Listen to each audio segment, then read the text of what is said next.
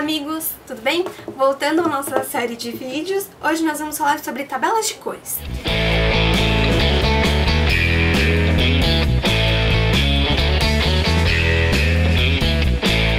E para começar, eu vou falar sobre uma das tabelas mais famosas que existem, que é a tabela Pantone.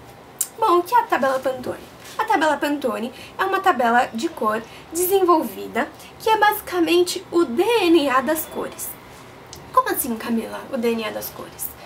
Ela é a decodificação de todas as cores, ou de todas as cores conhecidas que temos, em que alguém foi lá e falou assim, olha, a cor amarela tal, ela é feita de tantos por cento de amarelo, tantos por cento de cian, tantos por cento de magenta e tantos por cento de preto. E aí você consegue a cor amarelo tal. Essa tabela, ela foi desenvolvida por uma pessoa muito inteligente, obviamente, e foi patenteada. E hoje ela é comercializada para o mundo todo e é uma grande referência para o mundo todo no quesito cores. A última pesquisa que eu fiz sobre essa tabela, ela sai em torno de R$ 1.500. Porém, eu gostaria de falar uma coisa para vocês. Essa tabela, ela não é tão útil para você, serígrafo. E eu vou explicar para vocês dando alguns casos que acontecem, são muito comuns que acontecem. Primeiro caso, às vezes é muito comum vir alguém aqui com um pedaço de papel impresso a cor Pantone X. Então tem um quadradinho lá e embaixo escrito Pantone blá blá blá blá. Tá. E aí temos o primeiro problema. A pessoa trouxe uma referência de cor impressa que não corresponde com fidedignidade àquela cor Pantone. Por quê? Primeiramente, porque ela imprimiu num papel comum. E o Pantone, ele é impresso num papel especial. Tanto que existem diversos Pantones. Existe o Pantone no papel fosco, no papel brilhante, etc. O segundo caso é que a impressora dele não é preparada para imprimir uma cor dessa forma. Por quê? Você com certeza já imprimiu uma foto, uma imagem, um trabalho de escola, tudo mais, que a foto era de uma cor X e quando imprimiu lá ficou totalmente diferente. Sei lá, o azul ficou meio azul, meio magenta. E é isso que acontece. Por quê? A impressora às vezes ela tem que condensar e simplificar para que a impressão possa ser feita. E aí, condensando, já pronto, mudou tudo. O segundo caso, né? E aí a pessoa fala, bom, então já que não serve imprimir, então eu vou abrir o Pantone no computador, ou vou pegar o celular e vou abrir aqui no Google o Pantone. É tão falho quanto. E eu vou te explicar o porquê. Abre uma imagem num computador, numa televisão e no seu celular. Abre pelo menos em 2 dispositivos diferentes. Você vai ver que muito provavelmente a cor ela é diferente em cada uma delas. Às vezes num computador é vermelho, no outro é laranja e no celular é rosa. Isso porque cada equipamento possui a sua calibragem. E dessa forma, alguns equipamentos eles não têm fidedignidade 100% da cor. Ele condensa as cores porque senão ele gastaria ou muita bateria, ou ele não tem definição suficiente, talvez uma placa de vídeo ou algo assim. É possível ter fidedignidade na cor num monitor? É, tem que ter uma super placa de vídeo e o monitor tem que estar calibrado. Mas eu acho que não é o caso, certo? Porque, de qualquer forma, a tabela Pantone não vai ser de grande utilidade para você. Por quê, Camilinha?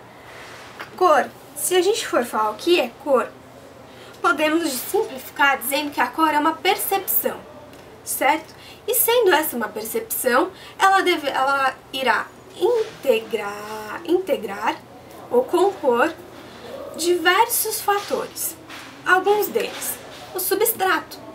Ou seja, se você coloca uma cor num fundo branco e uma cor no fundo preto, elas podem se comportar de maneira diferente. Por exemplo, por mais que a tinta seja de cobertura, tá bem? Estamos falando de percepção de cor.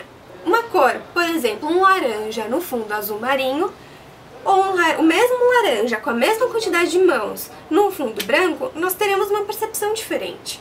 O laranja prometido azul marinho, ele vai parecer muito mais vivo, ele vai se destacar muito mais do que o laranja no fundo branco. A cor que é mais neutra aos nossos olhos, assim como o café é ao nosso olfato, é a cor cinza. Por isso que todos os programas de edição, pelo menos da Adobe, que é o que eu sei mexer, eles mudaram para o fundo cinza. Antigamente era preto e hoje em dia é cinza, porque é o que menos influencia e afeta a nossa visão no quesito de percepção de cor. Outra coisa que afeta diretamente a percepção de cor é a quantidade, a cor do substrato que eu já falei, a quantidade de fios utilizados na hora que você for estampar, né? Então você pode ver uma cor linda no pote, ela ser igualzinha e na hora que você estampar ela ficar diferente. Porque a quantidade de fios passou pouca tinta, ou então tinha que passar mais, você está vendo ali a tinta condensada, né? A quantidade de mãos, a diluição da tinta. Então tudo isso afeta na percepção da cor. Então por mais que você tenha um pote lá, veja o pote da tinta, veja lá, você tem o Pantone lá impresso. Pode ser que na hora que você estampar, não fique parecido. Pode ser que mude, certo? Vou dar um exemplo mais palpável para quem está começando. Meninas e meninos. Quando uma menina vai fazer as unhas, ela olha uma cor lá que é maravilhosa. Ela fala, vou passar aquela cor.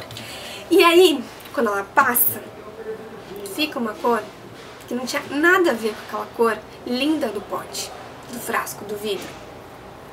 E aí, a menina fica chateada. Ali no pote, o esmalte está concentrado. E quando passamos uma fina camada, às vezes a cor pode sofrer alteração. Tá?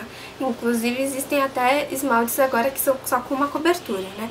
Que é para dar essa impressão, que normalmente não tem tanta alteração de cor.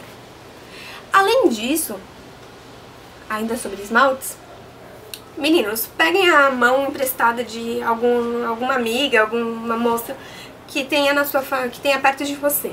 Quando ela estiver com uma cor, sei lá, um vermelho, um azul, qualquer cor assim, colorida, bem colorida. E coloque a mão dela, uma mão debaixo da luz branca e outra mão debaixo da luz amarela. Se for, por exemplo, um vermelho, você vai ver que a mão que está debaixo da luz amarela, ela vai ficar muito mais, como se diz, alaranjada, e a que está debaixo da cor branca vai ficar um vermelho muito mais intenso, muito mais escuro. E aí, isso influencia na percepção da cor, tá? Isso é similar à serigrafia. Bom, mas e aí, Camilinha, já que não dá pra lidar, já que a tabela Pantone, você tá dizendo que não tem muita serventia na nossa área, como que a gente faz? Você vai levar em consideração como referência as tabelas de cores dos fabricantes. Vamos lá, elas não têm correspondência nenhuma com a tabela Pantone, tá? Então você vai levar como referência as tabelas de cores. E aí você vai ter, sei lá, um vermelho vivo, um amarelo, um verde, e às vezes as cores têm os mesmos nomes de diferentes fabricantes. E aí é muito interessante você saber que cada fábrica tem o seu vermelho, cada fábrica tem o seu verde, cada fábrica tem o seu azul. O verde, temos o verde bandeira, aqui da marca Gênesis, e o verde bandeira da marca Fremplast. Você pode ver que eles são bem diferentes. Os dois são lindos, mas são bem diferentes. E assim que é, cada marca tem a sua composição de cores. Vou dar outro exemplo muito interessante. Esse é vermelho rubi, Bordeaux e Bordeaux. Eles são completamente diferentes, cada um da sua marca, e cada marca resolveu dar um nome a essa cor dessa forma. E aproveitando esse vídeo sobre cores, tabelas de cores, nomes de cores, tantas coisas legais aqui que já falamos, eu queria falar sobre um assunto quase que místico para o serígrafo. Porque a serigrafia ela é mística, não sei se vocês já repararam nisso. Azul royal e amarelo canário são dois nomes de cores que sempre se falaram, desde que eu me entendo por gente, as pessoas pedem azul royal e a gente fala, não tem azul royal, tem azul médio, que é tipo a mesma coisa, sei lá, pra mim é a mesma coisa. Porque poucas marcas dão esse nome, amarelo royal, eu ia falar, amarelo canário e azul royal. Normalmente as marcas dão o nome de amarelo limão, sem ser flúor, amarelo limão, sem ser flúor, que é equivalente ao amarelo canário, e azul royal. As marcas normalmente dão o nome de azul médio. Eu não sei porque as pessoas procuram essa marca, mas se você esses nomes de cores, mas se você não encontra na sua região esses nomes de cores, você pode usar o azul médio e o amarelo limão sem ser flúor. Ah, eu queria dar uma dica pra quem tá começando. Olha, ainda bem que eu lembrei agora. Pra você que tá começando, eu tenho uma sugestão. Pra quem não tá começando agora também. Mas é o seguinte, talvez isso seja alguma coisa meio óbvia, mas é uma boa dica. Quando você comprar uma tinta, sei lá, você comprou esse vermelho rubi aqui. Ai, achei lindo esse vermelho rubi. Meu cliente adorou. Faz o seguinte, pega um pinguinho da tinta, pinga num pedaço de pano. O ideal é que fosse um pano cinza, um cinza claro, mais ou menos nesse tom aqui. E escreve a marca, a referência da tinta, o nome da tinta. E aí vai fazendo um banco, uma tabela de cores própria, que só você vai ter. E aí você vai ter um arquivo de cores muito legal, de diversas marcas, certo? E próprio. E aí você, inclusive, pode fazer um arquivo de dados dos seus clientes. Por exemplo, o fulano de tal X lá daquele lugar faz as camisetas dele da escolinha dele com azul céu da Gênesis. E aí você sabe que se esse cliente aparecer daqui a 5 anos, você vai saber que tinta que ele usou há 5 anos atrás. Então, ótima dica, eu achei que eu dei pra vocês, né?